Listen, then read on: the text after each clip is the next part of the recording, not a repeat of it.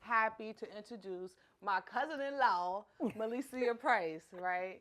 So we've been wanting to do this for a while, and like everything, you just put things off. But today we're here and we're doing it. Hey, Malicia, how you doing? I am doing great, I must say. Hi. I'm doing great.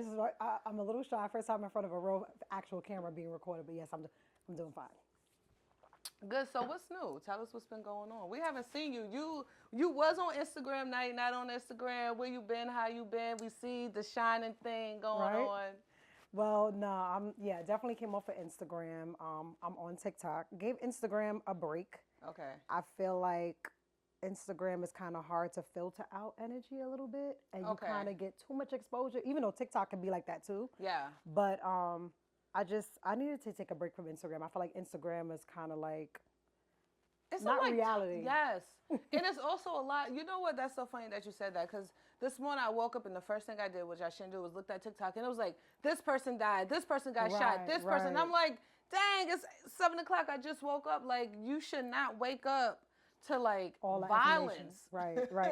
And that's, I feel like that's social media as a whole. Right. Even though I do have TikTok, but I feel like TikTok, you can kind of change your algorithm if you want to, whether that be music, dance, food, Okay. funny videos and stuff. I feel like it's easier to do that with TikTok, whereas Instagram, it's a lot of people that you really, really know. TikTok, Right, I don't know a lot of okay. people that's on there, so I think it's easier for me to kind of deal with.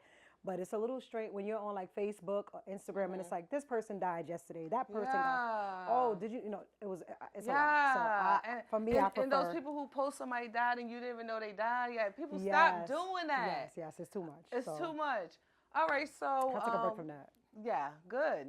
And do you feel the difference in that though? Like, do you feel I the difference feel like in taking a break? Taking a break for me, social media break for me created more opportunity to have real conversations. One, I feel like with social media, it takes away from reality, right? Okay. Now when I speak to you on the phone, I'm speaking to real people having real conversations. Sometimes on social media, you get the fake happy birthdays, the fake what's up, Right. how you doing today. People fake laugh at your jokes. Right. Whereas with when you take that break away from social media, you get that real social interaction again. Okay. You know what I mean? Like the old school conversations, the what's up, and you kind of Okay. have more to discuss. Mhm. I feel like sometimes social media creates this false sense of reality about what your life actually is when it's really not. Right. Not saying that people are being false, but just in terms of Instagram saying is fake. you could Everybody be should know having this. you could be having a terrible life, Yes. right? But we put forth our best On times social on media. social media. Yes. Whereas if I'm having a direct conversation with you, I could have it more on a more intimate level. I could reach more depth. So I feel like the break from social media, the break from Instagram allowed me to reach that with Okay. people. And I have more real conversations. And I get to filter out who I want to talk to and who I Right. really don't. That's what I was about to say. I feel like you talk to less people when you're off Yes. social media. Yes. Yes. That is 100% fact. Do you think it's hard, like, dealing with that? Like, sometimes being social and having all these friends or having a lot of people to talk to becoming, like, more isolated and more, like, conserving your energy. Do you sometimes miss, like, all that interaction? Yeah, that's funny. So for me, I don't miss the Instagram interaction. Like I said, me being back on TikTok now, I can see why I gave Instagram a break. Because Okay. even with TikTok, you gotta take it in dosages because it's a lot of propaganda on TikTok. Uh-huh. But I don't miss it. I like that the people that I speak to are the people I really fuck with. Okay. Right? Yeah. I like that Yeah. I can perfect example. We had a high school reunion. I spoke to Jerome. I spoke to this person. People that I really fuck with. Like I Right. have a conversation with those people. People that really reach out and be like, yo, I haven't heard from you in a while. You good? It's real interactions. Like almost like the high school relationships that you had with people back in the days when Right. a person got your cell phone number and you could be on the phone with somebody for a couple of hours. Right. Yeah, and it's a real interaction. Sometimes I feel like when you're on social media platforms that you take away that. And so a lot of the love you get is fake. Okay. You know what I mean? And it's like Yeah. sometimes it's too much work trying to filter that out. Right. And then you have to figure out people through an unfollow Right. or a block. I don't got time for that. Whereas, I know if you fuck with me or not because either you calling me or you don't Right. call me. You know what I mean? Or I call you, you respond or to a text, then that's to me is more real. It's more intimate. So I feel like I enjoy that. Like, perfect example. Look at us. We can have a conversation. Right. Nobody wouldn't even know that we have conversations. Right. But Right. social media will make people think that we don't speak at all. Right. Because we if don't you like have, each other or right, something. You just the don't lack know. of interaction make people come up with whatever theories and ideas that they feel like is going on in your life. I have friends that, one of my best friends that live like super far upstate. Like we may not speak every single day. Right. And social media might create this false narrative, like, oh, what's going on? Right. They Melissa haven't and took a Sade? picture in a long time. I don't even see them posting. That's my fucking sister. Like, I could go 4 or 5 months without speaking to her, and it doesn't change my love, my interaction. So I feel like sometimes social media creates this false sense of reality when it comes to human beings. Okay. People pretend to be like you. People pretend to give a fuck. It's a lot. Yeah. So I like the fact that I can take a break. I could come back. There's space saved for our bad times, because sometimes another thing with that is that social media don't allow people to have bad days. You got people that's really falling apart.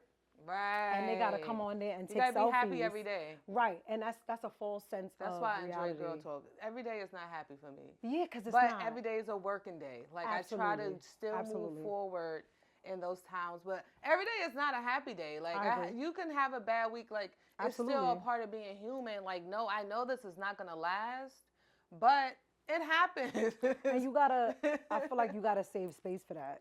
You know, I have I have my day-to-day people that I speak to every day. Like, I have a friend that I speak to every day. I have my god sister and my cousin Tia that I speak to every day. I have people that I speak to on a daily, and I have people that sometimes I speak to sporadically.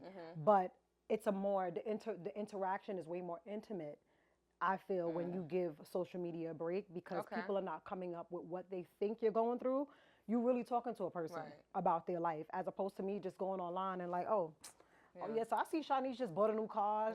Sis is living, but you could be fucking dying from depression. Right, and I had to buy that car because my other car flooded. Like, suffering from anxiety, this and that, or that bitch be traveling, because that's another thing too. Social media create pocket watchers. It creates, that bitch you wearing fake shit. It creates, they not even that happy. It create all these false narratives about your life, when the truth is I don't gotta share nothing with nobody. So I enjoy you well, all right, let's because I was about to jump.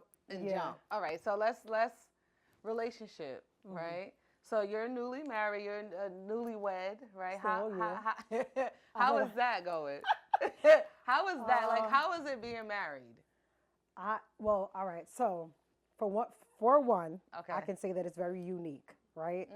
In terms of when you're in a relationship and you have differences, you have the opportunity to walk away, right? Yes. Like, meaning things are not going well, you can decide if this is where you want to be or not. But when you're married, you make a lifelong commitment where you're in it to work things out, right? Okay. I mean, of course, if it's extreme turmoil, of course you would leave.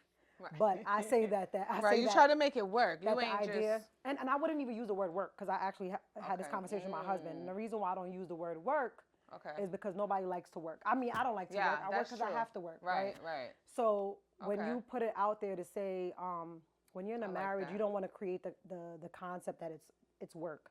Okay. I feel like it's more so like you try to create something similar to a friendship. Because the truth is, you're never going to be my friend the way my friends are my friends, right? Like, to be honest.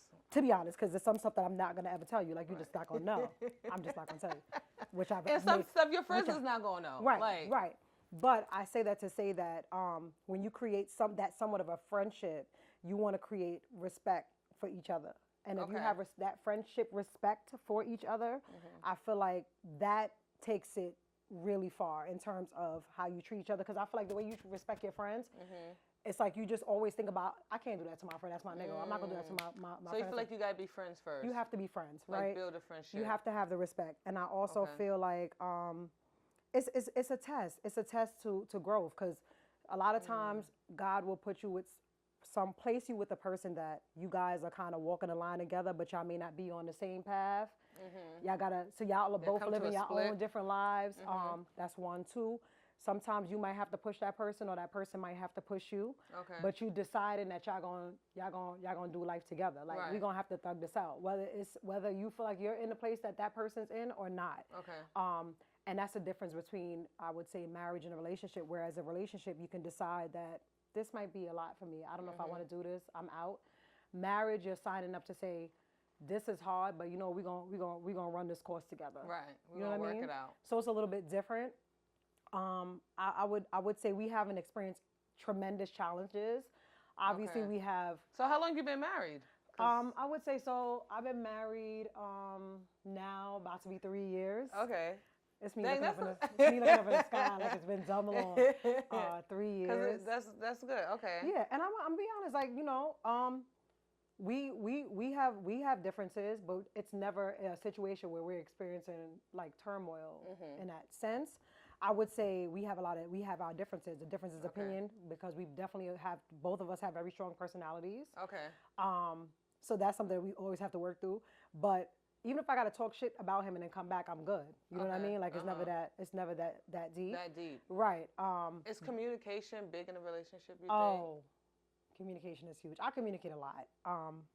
Is there such thing as communicating too much? Yeah, your personal business, yes. Okay. It's definitely too much. Keep that shit to your fucking self. So, okay. But definitely keep your personal fucking business to yourself. Now, do I yes, communicate things that are between you guys. Personal business, the reason why I feel like you have to keep some of it to yourself, like in terms of personal. Personal, like what kind of personal? Or can we give an example? So you get into a marriage, right? And so, you get married. And so you've had experiences with other people, whether that be sexual experiences, whether that be whatever relationship experiences you've had in your past. You can divulge some information, but some information I do feel like. Right. I think everybody has learned that from dating. Like, I feel like at first, like back in the day, you used to tell a person everything. And then you realize that wasn't smart 4 years later or 3 years later. I kind of overshared. Yeah, you overshared because you realized you overshared because that person ended up saying it. Exactly. That's how. So communication is a big deal, like you said, but your personal business definitely should show to some of it. Now, in terms of communicating, I feel like absolutely. If something happened that you did not like, I'm a firm believer in addressing it. Okay. And even if you can't at that moment, it needs to be discussed. Okay. Right. So first and foremost, you need to be with somebody that you can have that conversation. You can converse with. Okay. Whether it's something uncomfortable. Because I'll say to my husband, like, I want to say something to you about. You may not like what I gotta say, right? Or something came to my mind, but I'm gonna say it because I feel like I have to say it, or something, but I'll say it. So there's been multiple times. Shout out to the cameraman. Right?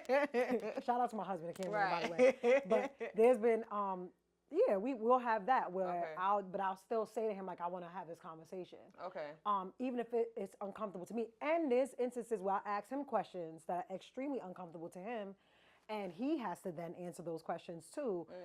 It could, whether it be about something that he said, or something that make, either one of us uncomfortable or whatever, but we'll have that conversation and get past it. I feel like that is extremely important. So you're the type that you don't want to go to bed at night mad at each other. Right, because I won't actually go to bed. Okay. There you go. Okay. No, there's those types, like I cannot go to bed, like I. Yeah, because it's for me, that creates anxiety for me. I don't like, first and foremost, I mean, another thing I feel like people miscommunicate is the arguments, right? You can communicate, but the arguments should not. I don't like the argument. I don't like arguing. I don't like arguing. I feel like the tension that creates a lot of like anxiety in most humans. I think that you do have some people that do like to sabotage stuff and they do like to argue, and then you have those that's just not, for me, I don't like to argue. I feel like the tension and I don't like the way it makes me feel. Okay. So I'd rather to speak to you in monotone and get to where we need to go. Okay. And then we get past it. So communication without arguing. Did you have to learn that, or have you always been like that? I never really liked the arguing. Okay, yeah, me either. I feel like but I feel like a lot of people like to argue. We can agree to disagree, yo. Okay. I don't have to be on the same page as you. Okay. You your own person, right? But I also leave space. But doesn't matter. I leave space for differences. Because you could be saying some shit that I never knew was a real thing, and then you said, and I'm like, yo. But does it depend on a certain topic or most things? No, like we had a conversation today about something. In regards to the celebrity world, which we can't compare to because we don't got that type of bread. But we were just speaking about in reference to a situation in regards to like how people, like sometimes, all right, in a situation like the celebrity world, where a lot of times people date the same women, and it's just like, okay, it's like everybody's in this little cesspool okay. of dating. Like I seen on Instagram Right? it said like Future, Cardi B. Oh my God. So they all got they all that's where you got cousins. that from?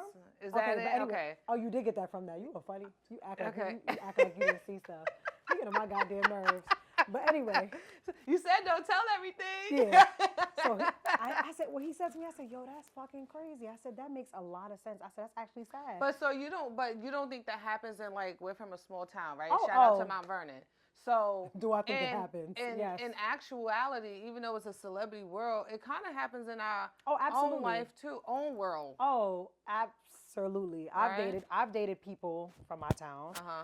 I'm sure he's dated people from the town. Unfortunately, if you were to mix it up, we all probably had intercourse with very similar people or within the same set of people. That's just, unfortunately, that is just life. If you live in if you live in a small town, is that something that you want? No, but that's why some people don't really preference being with people in the same community. My mother used to stress that to me as a little girl, like, what? I ain't for talk to people in that way you live. My mother used to say, don't date where you live, because my mother's idea was that if you date where you live, y'all gonna be running in the same circle, and then people can carry your name. But I also do feel like the truth in that is, if you handle your life with respect, people will respect you, even if you a hoe. Not to say that's my situation. I'm speaking in regards to like, there's different kinds of hoes. Right. If there's as a woman, kinds. even if you're a woman that you sleep around, right. Depending on how you sleep around and how you respect yourself and represent yourself, right. I feel like people speak of you differently. True. Now, if you just out being there, nasty. So there's a different representation. There we go. Yes. Okay. How you represent yourself, how you put yourself out there, how you allow other people to. Because a nice looking hoe will get treated a whole different way than a dirty looking hoe. I know a lot of people who hold cards got reversed, so you know what I mean. It depends. I feel like it has a lot. It never gets reversed if I knew you a little bit. That thought is always in your mind. It's always there, but I'm gonna tell you where it gets reversed. And that sucks. It gets reversed because you'll find that you can't speak of that person in that light. Because I know people who I know now who've had a certain type of life, but I don't speak of them in that light. Right. What's up, y'all? This is Girl Talk. This is Sha from Girl Talk with Girl Talk Home Edition. I'm talking with my girl Melicia, and we just chatting, having some girl talk. Girl Talk is for me, you, and him. So it's for everybody. Girl Talk is just about expressing yourself, telling your truths, just telling it all, just telling what you want to tell, because we're not telling everything. Like she said, keep some things to yourself. Right. So let's talk about like dating in high school. And dating as an adult, but when are you even an adult? Like, so have you brought that up? So let's talk about dating, I guess, in your teens compared in your 30s. Okay. Because some people are still even dating the same person they was dating in their teens. Just in different men. All the same men. That's the same. There's a lot of people that sometimes I feel like you dating somebody, you have a kid or something happened or some traumatic stuff happened that you sometimes feel like you stuck for life. So I feel so funny as you brought that up.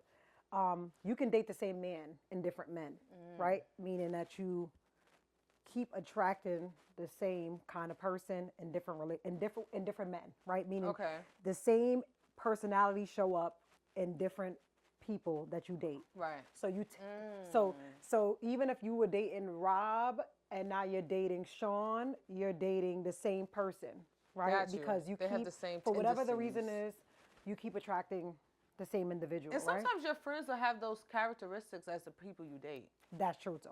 But in the terms of being like a teen, for me, I started dating very young, right? What's very young? Like middle school, right? Okay. I say that because that's when that relationship lasted until high school. So you was in a long relationship from middle school to like. I would say the relationship was more so with me and not with the individual, because the individual was doing their thing. But I can say that, and you know who you are. But I say that to say, which I don't got a problem with the person or nothing like that. All right. But I just want to put that out there. Okay, they know. But what I'm saying is, because it's funny, because we actually had this conversation not too long ago, you and I, about how you sometimes can date people, and this is to nobody specifically, right? Right, but people. You date people, and you don't know how they're raised. You don't know their parent You don't know structure, their background. right? They could have came home to food. They could have came home to no food. They could have Okay. had a parent in the streets. They could. You don't know what people's lives are, right? Prior to you dating them, right? Right. And especially as a teenager, you really are like, you really don't know what the fuck is and going you're on. not doing no. So you don't know who, Right. how people was raised. You don't know what they went through. You don't know anything about that particular person. So as a teen, you're dating them, but you don't realize you're still dating somebody who is going through something. Right. Somebody that shouldn't be dating. Now you could be a person who come from love. You could be a person who have experienced a two-parent household. I mean, obviously that was not my case, but you know, a two-parent household meaning that you had your mom and dad. I had a stepdad and a mom, but Me I didn't have my biological I have father. my stepdad too. Now, did that? Well, he probably killed me for saying that. But. Right. So that's still like your dad. Right. That's my dad. Right. Forever. But you still had a male figure. Yes, I did, and I also had uncles. So shout out to having like male structure in my life. Right. Now, if I could give credit to it, I had male providers in my life, right? So my stepfather may have not been like, I'm gonna show up at all your events, but he was an amazing provider. Okay. And I would say that, yeah, he showed up at like graduations and stuff like that. But you know, just to have like the father-daughter relationships, to have certain conversations, that was not the case. And not to mention coming from a West Indian household, they kind of just, you know, they old school. These baby boomers, they're not having no conversations with you about real relationships. They just gonna tell you not to do it, right? Right. So it's more so don't do it. You know what I mean? I mean, what parents really are. Sometimes I even ask my friends in this age, people are still nervous to have those conversations with their kids. So dating young, if you coming from your life and what you have going on in your life, and then you're dating somebody who you don't know how their household structure is, how their parenting was with their parents, or how they grew up, if they was in a loved environment or unloved environment, you're dating that person with their trauma, right? And so you might be with them and not understand why is it that they're incapable of loving you the way you need to be loved. Well, a lot of times that person could struggle with love coming from whatever their environment is or whatever they've been through. But you wouldn't understand that. You can't put that into perspective as a fucking teen. That's a dangerous But I feel like that's still going on sometimes in people's 30s and 40s. People dating people not knowing their backgrounds. Absolutely. But the difference, like you said, in the adult years is that you have now. Right. You should, or you could find out, or or if he don't want to take you home, there's a problem. Like, and I feel like, you know, having, for us specifically, right? Because this is not everybody's situation, but having a college background to be able to, like, I mean, damn, everybody took psychology 101, right? So like having a college background to be able to ask certain questions now. Makes it a little bit different. Not to say that people don't still end up in the same situations, but lived experience, whether that be you dated a few people, you realize what you missed out on initially that you didn't ask about, that you can now ask about, that, you know, things that you passed up on in the past, or things that paying attention to patterns, so pattern recognition, seeing certain behavior traits in people, you like, yo, something about it is wrong. So I feel like that's what changes in your 30s. That you don't necessarily have in your teen years. Teen years, you're coming into a situation completely vulnerable. And it'd be like your first timers, so you also don't even have the experience. You live in a Cinderella mode. No, which is beautiful until you get hurt. Exactly. Because listen. Do you feel like you would ever get hurt like your first heartbreak? I feel like the first heartbreak is always the worst because it's the first one. But do you feel like you could ever get hurt like that again? Like, no. Or allow somebody to hurt you like that again? I don't think I could ever allow. So my first heartbreak for me happened from the first person I've ever been intimate with as a teen in my teen years. For me, it took me a long time to love. I loved people, but really would not unconditionally. It's like I would love you, but then it would be very easy for me to turn it off like a light switch. It's like I became, I would say more so ruthless in a sense. It's like I like you, I can love you, I can feel like I'm loving you. I feel the emotions of love, but I can turn my feelings off like a light switch. And that's because I created this barrier. But I would always create a barrier between me and the other person just to avoid getting to that place that I've been to that before. That you was. Yeah. The funny thing is, I'm like exactly opposite. I feel like I didn't date early. I started dating really late. I did. I think my first boyfriend was in 12th grade. That was good. Like to be honest, I think sports and after school programs like played a huge, huge role in my childhood because that's all I did. That's actually dope. So I missed a lot of fights. I missed a lot of after school stuff because I always had practice. And then I played 2 sports. So playing volleyball, we start school before y'all even start school. I mean, we start practice before y'all start. And then going straight into basketball and then summer stuff and just, wanting to play basketball makes you know that you have to have good grades and you have to do this. So my time was really limited. And I feel like my first heartbreak was somebody that I didn't even give my virginity to. It was like this was all on feelings. So you were always in touch with your emotions. Yes, it was all so feelings. It was not just physical. And it wasn't just physical. And then I honestly lost my virginity in college. And the person that took my virginity, I cheated on him. Like, so You became a dog. You a dog. You a like dog. Right. Like, so it was so. I always think about how it's so funny because I hear a lot of women, and that just shows like people are just different, and people just have different experiences, and you won't know unless you talk to people. But like the person that took mine, like he was getting on my nerve. I was ready to be like, by yourself. Like he deserved it. He was a very nice guy, and like he deserved it. I'm not mad that he did it, but it was time for me to go. You ain't shit. No, but also, I also feel like with dating and also either being the player, because sometimes you could also be the player when we're younger, or the person that's getting played, right? Like, if you haven't played both positions, I feel bad for your son. Like, nah. Because I got 99 problems. But right. Being played ain't one. Nah, but it's a lot.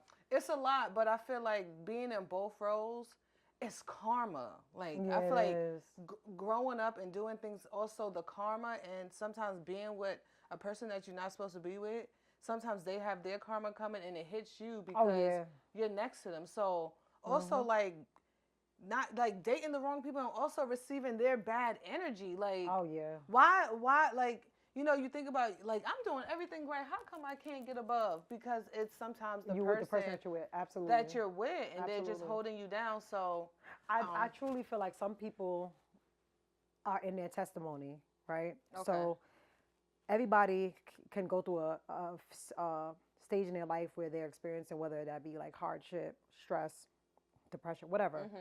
And it's just where they're supposed to be sometimes, to sit still, for them to recognize some stuff, for them to learn, for them to grow, whatever. And I feel like sometimes in those phases, as human beings, we feel like right away we're supposed to intervene. Like, yo, Shanice is going through some shit. Yo, I gotta tap in Shanice. Let me help her. But some people really supposed to be there for a reason. Like, some people are supposed to be in that process sometimes to learn stuff. Not to say you don't reach out and help, because sometimes people might just need a conversation or whatever to make a turn. But I say that to say some people are supposed to be there for that reason, whether that be to learn, to grow. Because I feel like also nothing really grows if it's too comfortable. So we need to be in uncomfortable spaces. Uncomfortable. Exactly. But I do feel like one of the issues with us, if you're a helper, because I know I was a helper. Yes. Is intervening in people's testimony. And I feel like if you're a helper like me, sometimes you get the backlash of trying to help others. Right. So some people are supposed to. They even ask for it. Exactly. Some people are supposed to be going through that shit. Right. You all in their business. You fucking come. You need me to You want me to do this? But no, go home. Yeah, and then you have some people that fucked a lot of people over, and nothing bad ever happens to them initially. And that joint just rack up. It racks up, right? And then it's stuff. And then if something happens, because another thing too, some people feel like if I do a little bit of good, it'll cover for the terrible things that I've done in my life. If I do a little bit of good right here, it covers for this that I've ever done. But the truth is, like I also say too, the devil rewards as well. He can give you some things that you don't deserve, right? But then he also always wants something back in return. So you will feel your day when your day is supposed to come. Yeah. So yeah. That's word. You gonna get yours. You gonna get that thing, boy. Right. All right. So like, where we was going with this? Just keep it rolling. Let's go into. All right, so I'm gonna talk about. So recently, I had my nephews over. I had my nephews, right, and I'm so used to being around little girls, like my nieces, like not like that, but kids, like most kids, and I like do women's basketball. Like I do girl stuff. You're a lot of feminine energy. A lot of feminine energy or a little masculine energy, a little bit. I ain't gonna find out. It's masculine. Them they be a little rough. But recently having my nephews, right, and seeing how women speak to little boys compared to how men speak to little girls. Like there was more than one time where a woman, and most of them were not black women, I will say that. Most of them were women of different ethnicities and stuff, right? Like about 4 different ones. And they all commented on him saying, "Oh, you're sexy," or "He's fine." Oh, ooh, I'm like, ooh, I want him when he get older. And and it was such a shock to me every time I heard like somebody say that to him. And then I went around a black woman. She said, "Oh, look at this little boo boo. He's so cute." And I'm like, okay, that sounds regular. I feel like I never knew. All right, how can I say this? I think you're trying to say is that why is it that women, grown women, not can 10-year-olds. sexualize Yes. younger males, but if a man Yes. does it to a little girl, Yes. it's like a flashlight. Yes. Right? I've had this conversation on multiple occasions, right? Some people feel safe leaving their son anywhere. I feel like it's trouble for both boys and girls. I have a son and I have a daughter. I say that because boys are actually at high risk of molestation, as much as girls. The negative about boys is that they won't report it, which is actually more scarier, right? So girls are more likely probably to talk about it. Boys will never report it. Right. And a lot of men who've experienced sexual abuse came from like their mothers, just like how a girl is, right? Where they'll be an uncle, whatever. It'll be like their mother's Somebody's friend. close. There's always somebody close. Whatever. Or even, don't forget Well, it, you got most school teachers, you got people Right. groping them. That's close. And boys, because they feel like it's, remember, because they're raised to believe that initially that life is about conquest, right? And that's about like just having different multiple women. So initially, like they're raised to believe that that's okay. You know what I mean? But they're not realizing that somebody doing this to you is still wrong. It's wrong. And then what happens also is now they become hypersexual. Yes. Really, really young. And then you're wondering why your son is like a hoe. Or you wondering why these men is so weird. It's like most of Right. them was touched a little bit when they was younger and never said nothing. And they Yes. still living with it Yes. inside their heads Yes. and don't know that it was wrong. Well, a lot of know times that it was wrong, but they- think it's right because they got some cooch early. And it could go either way. Either you could become a person like Michael Jackson who don't want to be touched at all. Okay. Right? Like you become damn near asexual. Like you don't want to have sex. You want to have kids, but them not really be your kids. Like you don't want to be associated with your private parts. Or you end up being a person who becomes extremely hypersexual and you want to touch and you want to grope and you want to do that because it creates control for you because somebody did something to you that was out of your control. Oh, like a control thing. I'm controlling. I got Just all like a these woman, people. just like how we had girls that we grew up with that you hear stuff like, oh, a train was ran on them. I always feel sensitive about that because I always feel like what happened to them for them to not, You know what? for them to allow somebody to do that to them because something had to happen for them to allow that's a somebody, lot. whether that be their self-worth was broken, whether that be they have experienced molestation, whether that be they feel like they have no they have no That's the government over only their own thing. body. You know what I Right. mean? For you to allow somebody. So I've always, as an adult, I look at it different. When I was a teenager, I was like, it was oh, she's funny. nasty. Yeah. Get the fuck- this and that. But as an adult, I don't think it's funny. I don't think it's funny anymore. It's actually sad. It's really sad. Yeah, it's actually very How sad. can you let all those people do it to you? Like Yes. everybody's had sex before, but like Yes. now, like adults, Yes. most of us. So to imagine like bang, bang, like, and even the men though, like I would hope that if I have a son, he's like, nah, I'm not doing that. That's nasty. Cause I feel like there are men that are like that. That's not like super like I just want to have sex. Like I feel like But there it's are. also the hypersexuality comes from sometimes early exposure to sex. Right. They watching. It's normal for teens to watch porn. But let's just say you have a 6-year-old that's watching porn, or let's just say you have a 6-year-old whose friend was molested, and then they talking about their penis in school, or you don't know how it goes, like and all of that plays out in how your kids behave and react.